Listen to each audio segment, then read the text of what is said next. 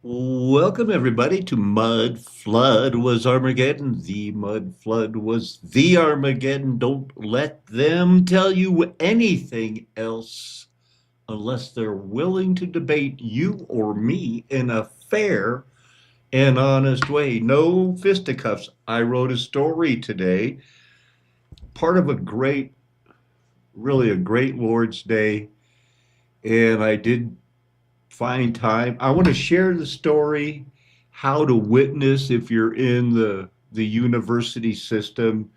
Realize they are the ivory tower, the secret societies, the skull and the bones.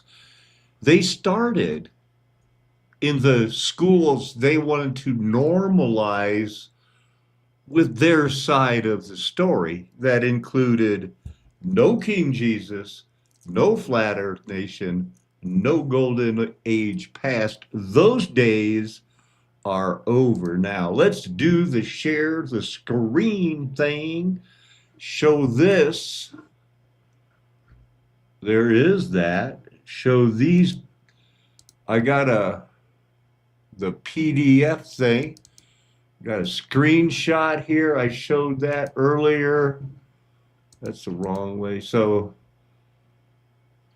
the Lyceum magazine, how shall they spend it? Spend what? Your tax money.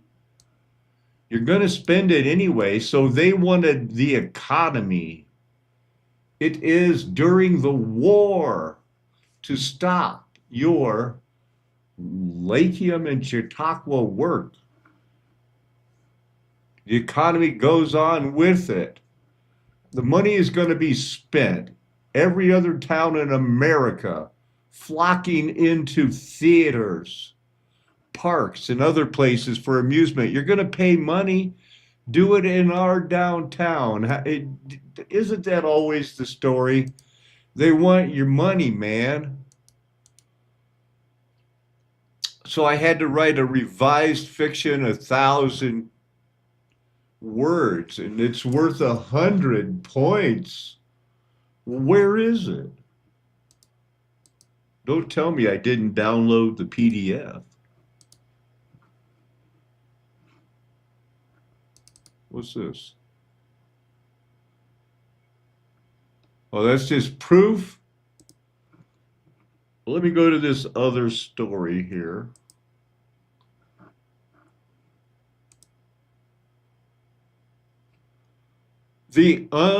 The repentant racist Robin Hood of Telluride, Colorado. I'm wondering if you guys can see that. Is there anybody in the comments? Can you see the story about Telluride, or should I bring that over to the other? Let me try to bring that over to this screen so I can be sure of it. All right.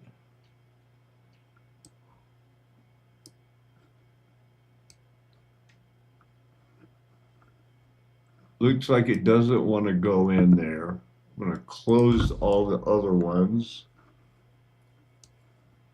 Yeah, they don't merge. I should be able to. Yeah, it's showing it. It's showing it. So let's look at the story. This is a true man. He really lived in Telluride, Colorado. The only thing changed is the details of the meeting. Everybody, Buck Wagner was a real town in real Colorado. The dates are real. If you have any questions, I'll explain it. I'm expecting to get a pretty good grade.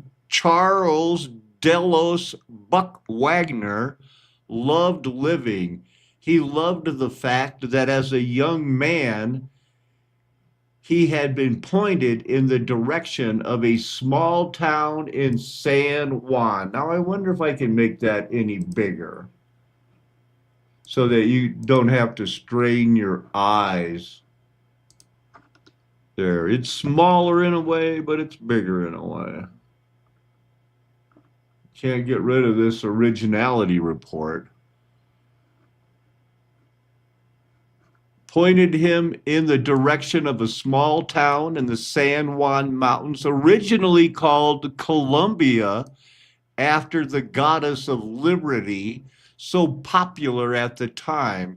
But some years later, the name was changed to Telluride for reasons still being debated. Big Buck had lived in the same beautiful, though modest house for over 35 years with a woman that was also beautiful, but had never been considered modest, but was also known for being far less vain than other women, lacking as much physical beauty as herself. How could a man really ask for much more in this life? The newspapers from all over Colorado told its people that the Centennial State was the envy of the world, and that was a bold statement because the economic miracle of the roaring 20s mostly referred to the roaring stock market in New York that seemed to be making everyone rich. There should be it was the gift that kept giving. Charles Wagner had to work his way up from being a part-time bank teller and janitor to manager, and life had never been considered hard or dangerous for him. He and his wife had both been invited into the most business friendly secret societies and had kept their vows and tried their utmost to be good, even model citizens. It was early August 1929 when Charlie Wagner's life changed in every possible way, and there was not a single thing he could do but comply or die, along with everyone in his family. I'm writing this for a creative writing class at Adams State University. Due at midnight. I got it done a little early. Wanted to read it and talk about the conclusion that I came to, why the Lord has me at this school, and where is this story going to with its possibilities. Continuing the story on the second page, the Wagner's house had been purchased from Sears and Roebuck's, that's conjecture, catalog, and was as solid as a rock, like he thought his life had been before the meeting he had just been called to late this afternoon. When he opened the door, his wife was waiting with what would have been a furrowed brow if his wife had been prone to wrinkles.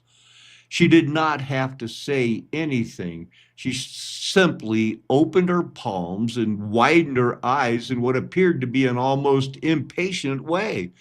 Buck understood her curiosity. If she had been called to a secret meeting of a real secret society, he thought he probably would have been waiting on the front porch like a child waiting for the Wells Fargo delivery truck. How could he share what he had just been told about the world he thought he knew so well, and was worthy of the love he felt about being born in the greatest nation in the world? Sit down, sweetie. I need to explain that every single thing we have been taught is a lie, Buck said as he walked to her and gently guided her to the sofa.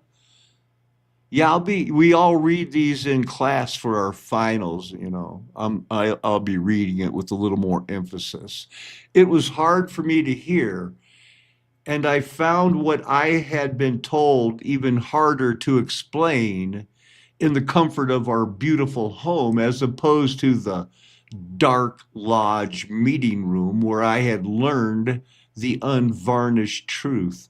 I decided to give her a brief overview and see if she had any questions. She did. It was the one that had scared me the most. Open quote. Why should they threaten your whole family with death? They know you and that for the cause you would do anything. I started by explaining that I would have done anything for the cause before this meeting when I still thought that we were on the right side of history. She was horrified to remember that almost all biggest and most secret societies had death vows, that all members were warned that they must never reveal secrets or deny due service to the master of the local lodge. She, like me and everyone else, thought that was something that was real in the 1820s, not the modern world of 1929. I had gone to the secret meeting a different man. I knew I was an educated man of the world. I was a strong supporter of science and medicine being introduced in this modern post-war era. People in my circles had always supported Charles Darwin and his new eye-opening theories, always wanting to be morally upright with no extra baggage of old-fashioned thinking. The white race was on top for a reason, and the United States had passed the one drop rule. In quotes, if you Google that, you'll find out the horrifying truth. In early 1900, in most states in the Union, my friends and I were thrilled when Piltdown Man was discovered in 1912 and was declared to be Darwin's long missing link to our common ancestor, the baboon. I don't know if that needed a comma there or not. As it turns out, I was lied to all along. Turns out that Darwin's extraordinary claims needed extraordinary proof that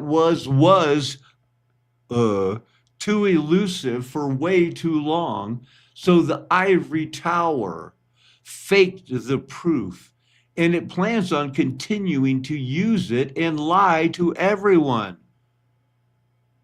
Also, it was hard, but she took it well. I explained that with the new intelligent test, it turns out white people are not the smartest or the fittest race in the world. The why we were lied to was the easy part.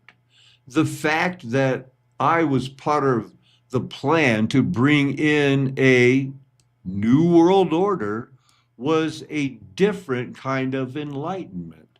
The much beloved stock market will be crashing at the end of October, and the United States will confiscate private owned gold for some reason I did not understand. I was to play a part of a local, smarter than average banker that swindles the rich of New York and save my small town from the coming financial doom planned for everyone else that is not like me. Turns out my mysterious middle name, Delos, is connected to the Delano family. That's conjecture. And they take care of their bloodlines. And this has been planned for decades. As the future Robin Hood of Colorado, I have no choice but to do my assigned task. I do not have to like it, but I will not risk my family. I left the meeting as if I was on board with this new world order and reassured them that if that was the plan, I was ready to do my part. I played it that way because I wanted to ask why and what is the long-term plan. Turns out they are going to let the big cities burn in about 100 years and start over with Colorado to be the capital of some type of restored new union. I guess the long-term plan is to better market the water that flows from the San Juan Mountains. And the only way for that to happen is something they called a zombie apocalypse. Whatever. As if anyone would ever invent a vaccine that changes mDNA. Well, there it is. That's the story I wrote. I hope that you could read it. There, good. Thanks. Appreciate that.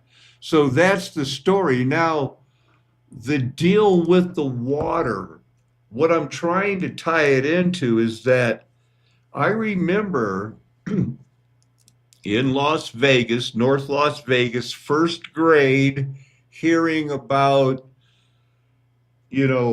they mine everything around Las Vegas, and they were using gold as an example. Even first graders knew it was expensive. And they said, but what would be more valuable if you were stuck outside of town about 10 miles and you didn't have any water? Would you rather have a gold coin in your hand or a glass of water? And sometimes those lessons stick with you. Now, Colorado, the Rio Grande, the Colorado, the Alamosa, a number of rivers. Everything that's not the Mississippi basically is Colorado, fresh water. But it goes to Texas, New Mexico, Nevada, Arizona, and the nation of Mexico. They use all the water. I think that's why they have the airport underneath Denver right now. And they have 15 military bases surrounding Denver. They're doing something. Short season people know that they're going to come to get us. They're going to want to kill us. They've got a plan, and they're going to stick to it. Now, I did stumble on a couple of other things I'll share with you now. If they're going from 3-4% into a Zombies. 6-8% loan on millions or trillions of dollars cumulatively, heck no. Okay, and we know they're not going to boost their earnings. They're not making enough now. If they couldn't make enough to pay the interest when they borrowed at 0, 1, 2%, how are they going to do it now? Says it won't be easy, even if the Fed were to continue with cuts. The borrowing costs for small companies, zombie companies, are still multiples higher than historic averages. That's according to Liz Saunders, Chief Investment Strategist. So anyway, the money's going away. Look at this.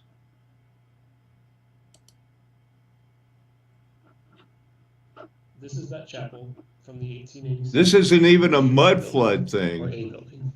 And this was used by patients and by the poor that were living at the county house. Here we see some of the auxiliary buildings in the 1890s.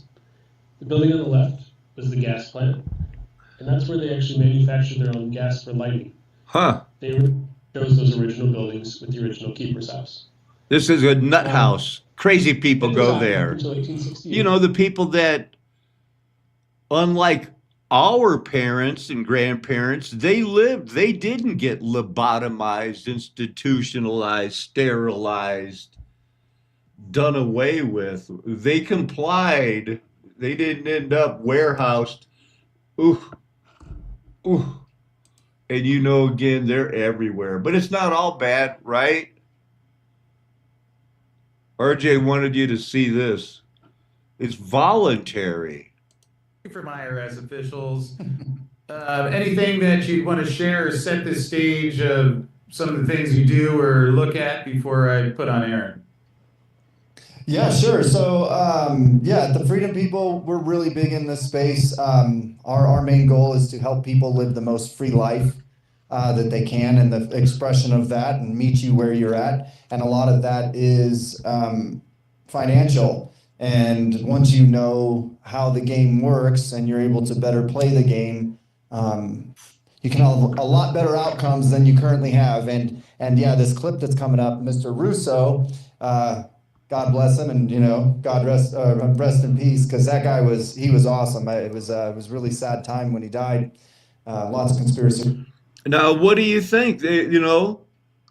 Is it a voluntary tax system? Do you think you have had enough skin in the game? It's a game to them. Decisions in the media. So I really wanted the IRS's point of view, because to get the true story, it was imperative I hear both sides. I kept wishing Anthony Berg would call me back. He seemed like an honest man. I then proceeded to call my message machine. Hi, this message is for Aaron Russo. This is Anthony Burke at the Internal Revenue Service. Let me suggest some people that you might want to think about talking to. One would be Don Alexander, who's a former commissioner who's here in town in Washington. Another would be Sheldon Cohen, who is both a former commissioner and former chief counsel. All those guys, I think, could answer your question about, where in the tax law it says that you have to pay taxes. Wow. Did you know about this guy? And did you hear about this guy? Here's the guy. He kind of reminds me, this is the Russo, and he's talking to a guy that at first glance, you're going to think it's Donald Rumsfeld if you're old like RJ and myself. No, I don't think they're sincere people. What does voluntary compliance mean? And why does the IRS code say it's voluntary to comply, not mandatory? That's a word euphemism we use. We use voluntary compliance when we talk about traffic signals. Most people at 2 o'clock in the morning, do you stop at a red light? Yeah. Is there a cop there? Sometimes I don't. Well, I do, and most of us do. Most of us do. Just a little disturbing that we're looking at voluntary tax code and this is what he comes back with, but we'll keep going. That's his analogy. But that's voluntary compliance. That was a complete perversion of logic. Traffic laws state that it's mandatory to stop at a red light. The IRS code says So you voluntary to see comply. that the title of Mandatory this, and voluntary are the complete opposite of each other. it really is. He corners this guy. Not paying a tax on their labor when the Supreme Court said they don't have to. Doesn't the IRS code have to be in compliance with the Supreme Court? That's my Aaron, hearing. this is a waste of time. Well, let me Because just. whatever I say, you're not going to believe. He's right. I don't believe him. When corners evade. He wants us to believe we should obey the IRS code, which is being enforced in violation of the many Supreme Court decisions. If the Supreme Court made a decision. Thank you, Aaron. I think we're finished. I'm sorry, Mr. Cohen, in doing that. Well, I'm sorry that you constantly re-argue the point. You're liable because the law says that you're liable, But and the that's- courts say the law says you're liable, and that's why you're liable. You see, he's talking about the lower courts, who are not in compliance with the Supreme Court, as they have to be. Doesn't the court have to be in compliance with the Supreme Court? The Supreme Court has so held. Where? You caught me unprepared. I'll come back. Well, I don't want to do that. But let me ask you, It goes on. Voluntary compliance. There's that. No, I need to go here because I had a couple of things about pipe organs pulled up because there's this one pipe organ, largest totally outdoor pipe organ, 1915, pretty close to the time I was talking about when they were saying, we are baboons from a big bang. I know people like these things. I like them too. That's a later addition. It's not, that's the largest. This is another famous one by Lake Erie. The Chautauqua Institution had it made. Turns out they're a utopian society type of a situation. But these things, what was it for? I got one pulled up here. You might like it.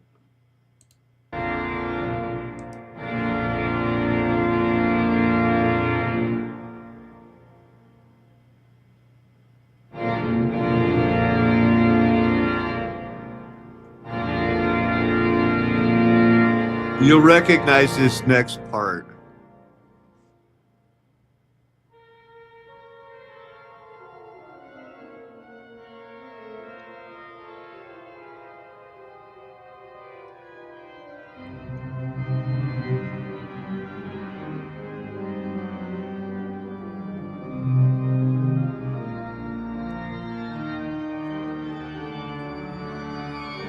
Anyway, so a lot of people think that these whole buildings were built for that type of a situation, to play it.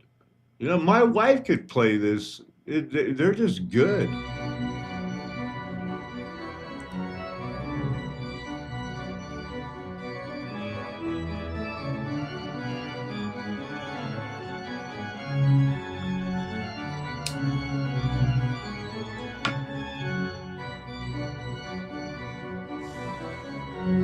It does seem, there are good people, bad people, people that don't know they're bad, people that want to do something like a Chautauqua movement. What is it exactly? From the 20s, mid 20s, live like you're in rural America, visit, be a tourist, I guess, rural America. Go to summer schools, Sunday schools, summer camps, exercise. Oh, they had a movement. I got that cover from it. Mechanics Institute. Yeah, I'm sure that, they didn't find it. Everything is rewritten. Let's look quickly. Dystopian literature. You know what that means now? They didn't know it for the longest time. This is intentional communities. Sometimes they end up living in those dystopian planned communities. They never start out dystopian. Shared ideologies based around anything but being addicted to the Word of God is nothing but an impractical social experiment, no matter what you call it. Hutterites were a lot closer than most, I believe. I like the way the Hutterites dress. I think that they should lay off the sugar, but they have so much right. I would like to teach them some things about the flat earth, but they're not going to find a utopia. They say they started looking for Shangri-La 500 years before John the Baptist. That would have been the time Zoroastrianism started worshiping Ahura Mazda. That's what they called the God of Israel, the one God that the law of the Medes, the Persians, and the Babylonians had to be obeyed. And the Medes and the Babylonians both had kings that said, I have been shown by the one God is the God of Israel. And everybody rushed to the rebuilt temple. And the people that were in charge of the rebuilt temple turned it into a den of thieves while they were acting like not hippies. Now, dystopian literature. Here's a list of them. You're going to see there was only one or two before they started the fake space race. Gulliver's Travel, does that even qualify as dystopian? I thought it was kind of like comedic satire.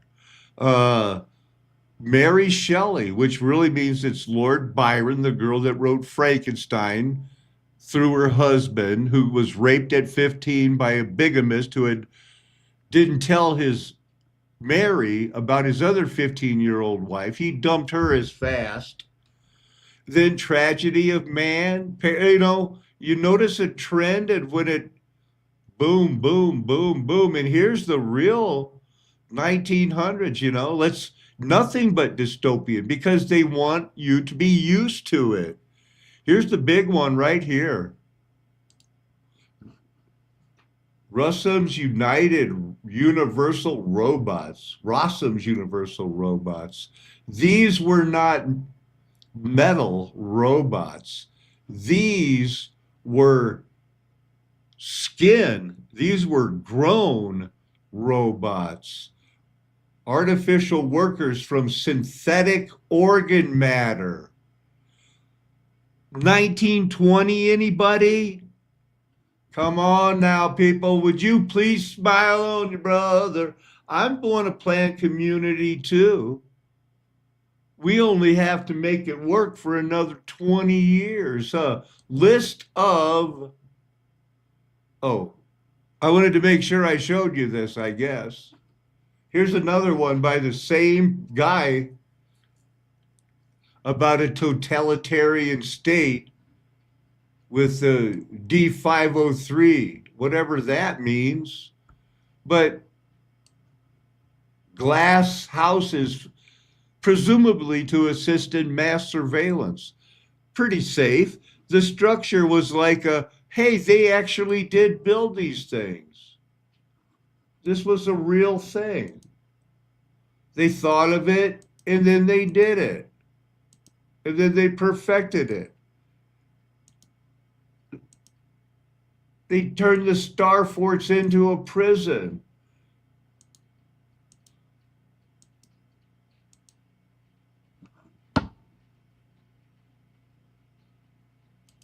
Did we look at Matthew?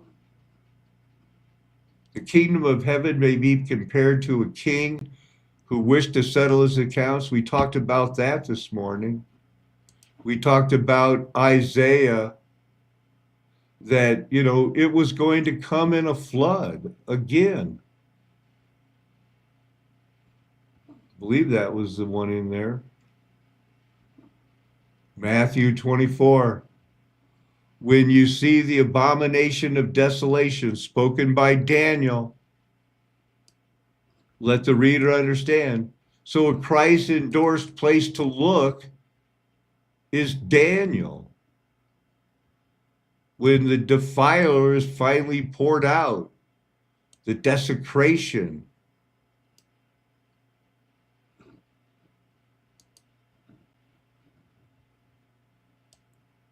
$290 years based on their calendars, because that's all we have to go on. We don't know what real year it is, but we do know that the Bible deals with real years.